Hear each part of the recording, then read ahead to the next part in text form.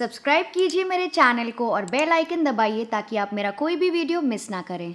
Hello friends, कैसे हैं आप सब लोग? कैसी चल रही है आप सबकी कुकिंग? मुझे कमेंट करके ज़रूर बताइए और मुझे ये भी बताइए कि आपको और कैसे टाइप के वीडियोस देखने हैं मेरे इस न्यू हिंदी चैनल में, और मुझे ये भी बताइए कि आपको मेरे वीडियोस कैसे लग रहे हैं। तो आज मैं आपको कोई रेसिपी नहीं बताऊंगी, लेकिन बहुत ही यूज़फुल किचन टिप्स और ट्रिक्स बताऊंगी। मैंने पहले भी पार्ट 1 बनाया था इस चैनल में एंड आप लोगों का बहुत ही अच्छा रिस्पांस आया friends, thank you so much उसके लिए। मेरे ख्याल से कुछ 3 महीनों में उस वीडियो ने 1 मिलियन व्यूज़ क्रॉस कर लिए।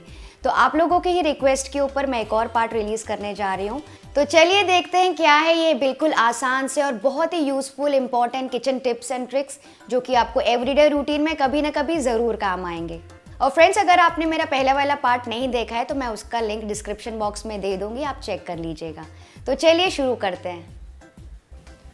जब भी हमको बूंदी रायता बनाना होता है तो नॉर्मली हम क्या करते हैं, बूंदी को हल्के गर्म पानी में सोख करके थोड़ी देर के लिए हम ऐसे ही छोड़ देते हैं उसे मिक्स करके।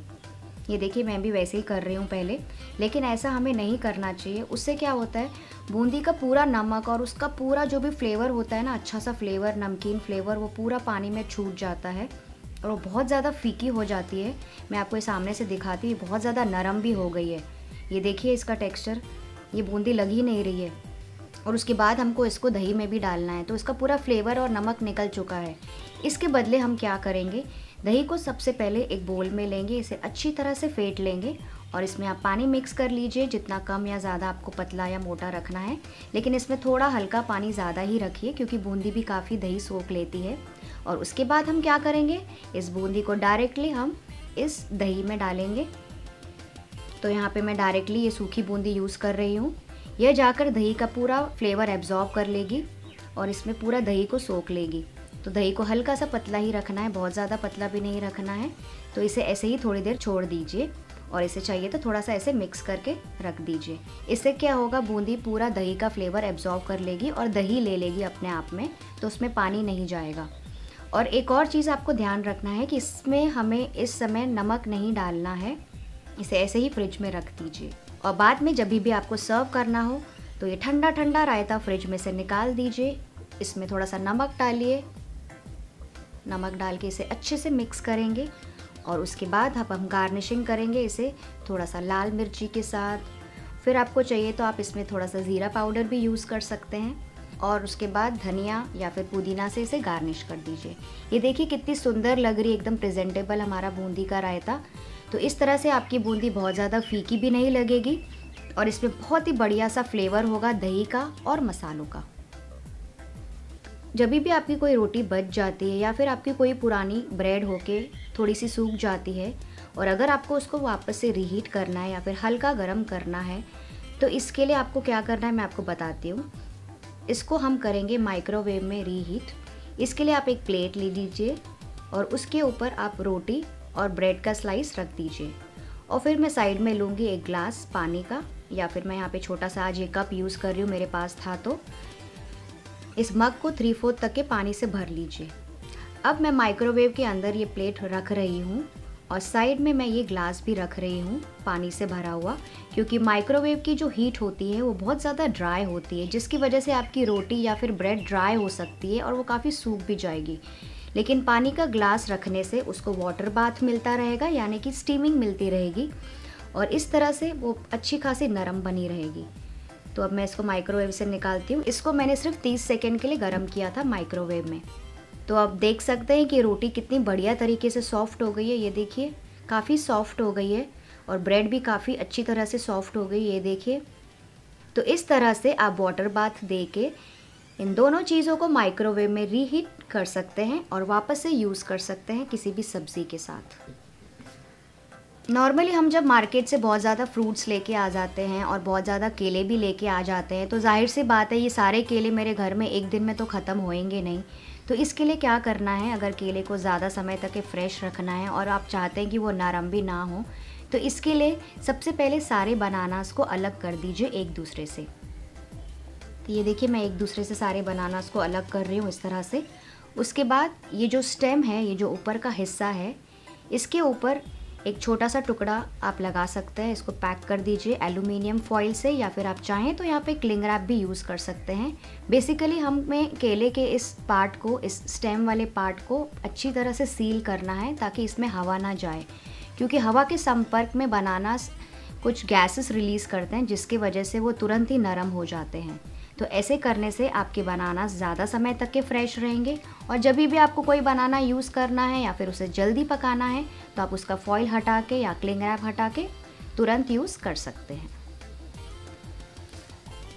जब भी आपको डिब्बे में चावल स्टोर करने हैं, और अगर आप बहुत ज़्यादा चावल लेके आ गए हैं मार्केट से, तो आप अपने चावलों को डिब्बे में स्टोर कर दीजिए इस तरह से। पहले डिब्बे में चावल डाल दीजिए अच्छी तरह से, और उसके बाद चावलों के बीच में एक छोटा या फिर मीडियम साइज़ का प्याज रख दीजिए इस तरह से।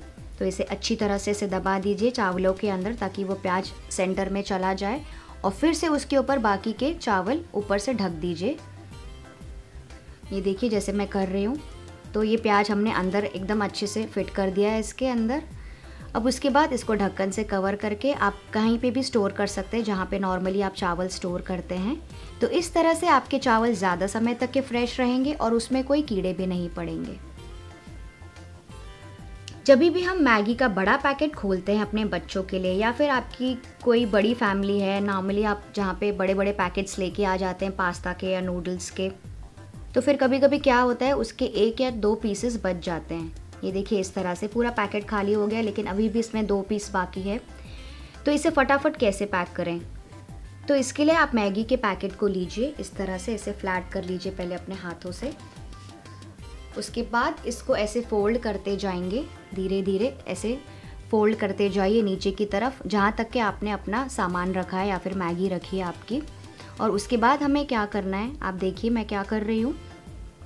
इसको दोनों तरफ से ऐसे फ्लिप कर देंगे। तो मैं पहले इसका इस तरफ का हिस्सा इस तरफ ऐसे फोल्ड कर रही हूँ ट्रायंगल बनाने के लिए, और इसी तरह से इसके ऑपोजिट हिस्से को भी इस तरह से फोल्ड करूँगी, इसको ऐसे ट्रायंगल पार्ट में। और उसके बाद क्या करना है, इसे तुरंत ही ऑपोजिट तरफ ऐसे लेंगे और तुरंत फोल्ड कर देंगे। इसको ऐसे फोल्ड कर देंगे जैसे कि अच्छी तरह से सील हो जाए। ये देखिए ये पैकेट कैसे अच्छी तरह से सील हो गया, ये खुल भी नहीं रहा है और इसमें थोड़ी भी हवा भी नहीं जाएगी। ये आपने देखा।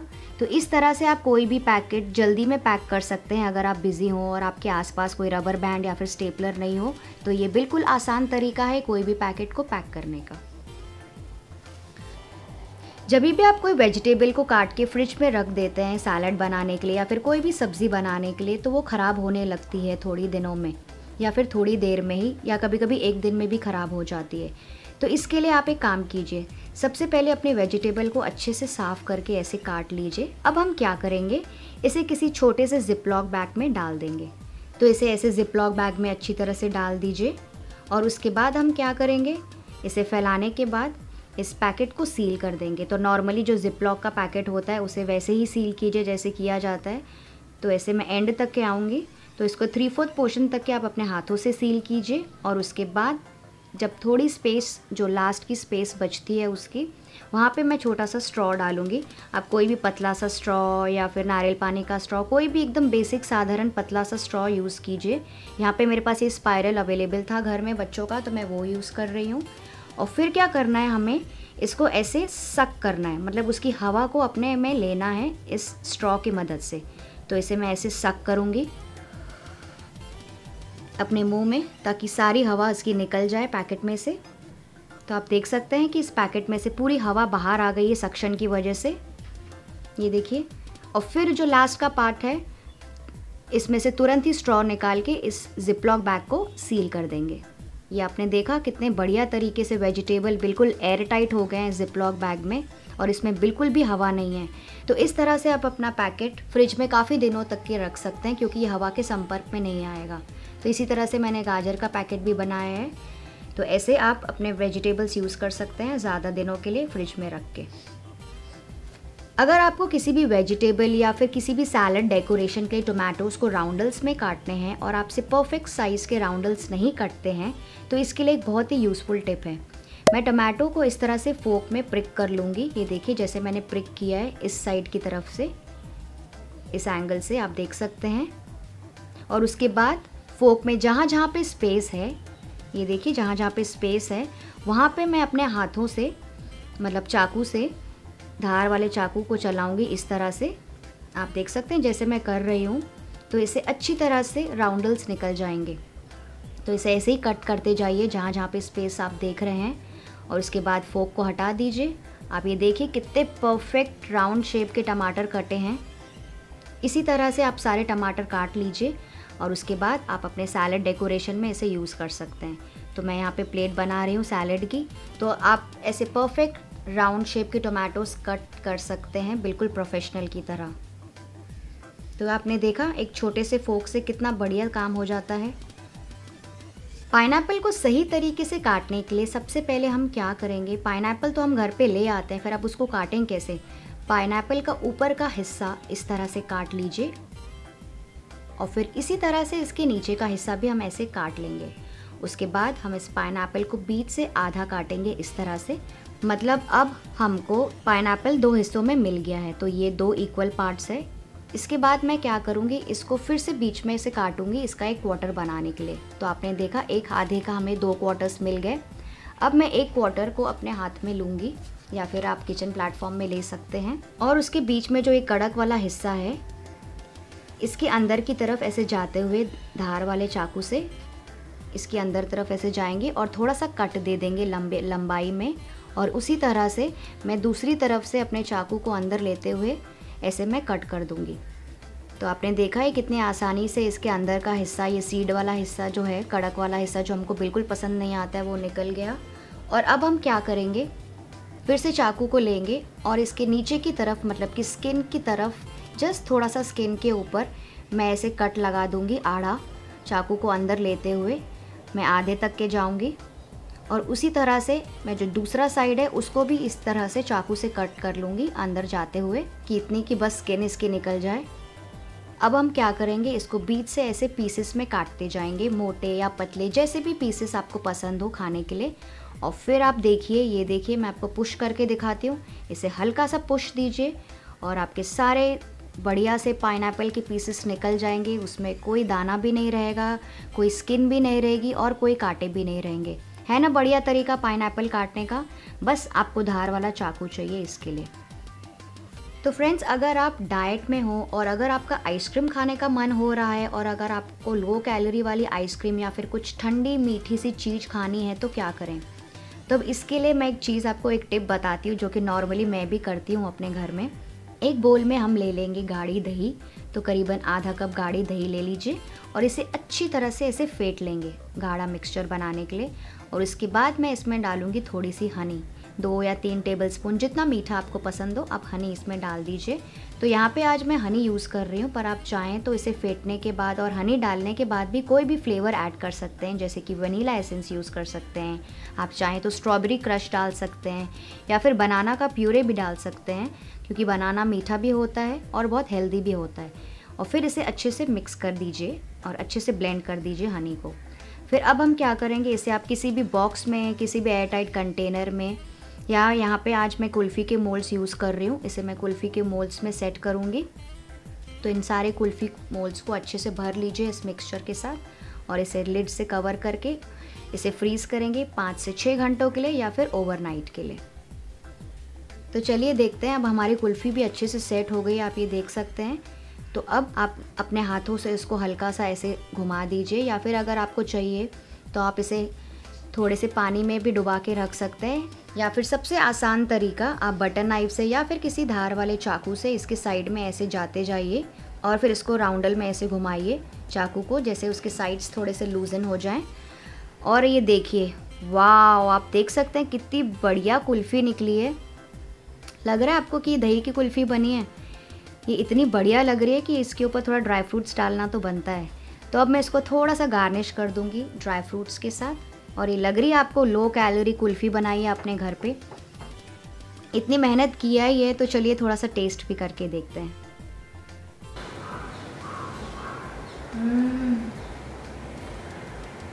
फ्रेंड्स, ये इतनी बढ़िया बनी है और इतनी क्रीमी है, क्योंकि हम लोगों ने गाढ़ी दही यूज़ की थी, और एकदम परफेक्ट मीठी है बिना शुगर के भी, क्योंकि हमने इसमें हनी डाला था।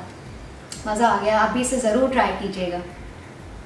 तो आपने देखा फ्रेंड्स कितनी बढ़िया कुल्फ़ी बनी। ये आपकी क्रेविंग्स को भी पूरा करेगा बिना ज़्यादा कैलोरी को कंज्यूम करते हुए। अंडा तोड़ने के समय कभी कभी क्या होता है, उसका जो शेल है, उसकी जो स्किन है, वो कभी कभी टूट के अंडे में ही गिर जाती है और फिर वो आसानी से नहीं निकलती अपने हाथों से। आप देख सकते हैं कि मैं हाथों से डायरेक्टली निकाल रही हूँ तो वो इधर उधर फिसल जाती है। तो इसके लिए क्या करना है, बहुत ही आसान तरीका है। अपने उंगली को थोड़ा सा पहले पानी में गीला कर लीजिए और उसके बाद डायरेक्टली शेल को आप ऐसे निकाल सकते हैं। और ये देखिए कितने आसानी से शेल निकल गया है, बिकॉज आपकी उंगली गीली थी तो वो डायरेक्टली शेल आसानी से बाहर आ जाएगा। और एक दूसरा तरीका भी है शेल को निकालने के लिए। आपका जो टूटा हुआ बचा हुआ जो टुकड़ा है ना अंडे के शेल का, ये देखिए ये छोटा टुकड़ा मैं ले रही हूँ। अब इसी की सहायता से मैं बाकी का टूटा हुआ शेल निकालूंगी। तो इसे अंदर की तरफ लेके जाइए और जो बाकी का शेल है वो इसी की मदद से ऐसे निकाल दीजिए। ये देखिए कितनी आसानी से आपका टूटा हुआ शेल निकल गया। तो थी ना ये बिल्कुल बढ़िया सी और आसान सी टिप। तो फ्रेंड्स कैसा लगा आपको आज का वीडियो? अगर आपके पास भी कोई इंपॉर्टेंट और यूजफुल टिप है तो मेरे साथ शेयर कीजिए कमेंट सेक्शन में। मैं अगले वीडियो में दिखाने की ज़रूर कोशिश करूँगी। तो मैं आपसे मिलती हूँ एक और बढ़िया से रेसिपी के साथ या फिर वीडियो के साथ। तब तक अपना ख्याल रखिए। Bye bye.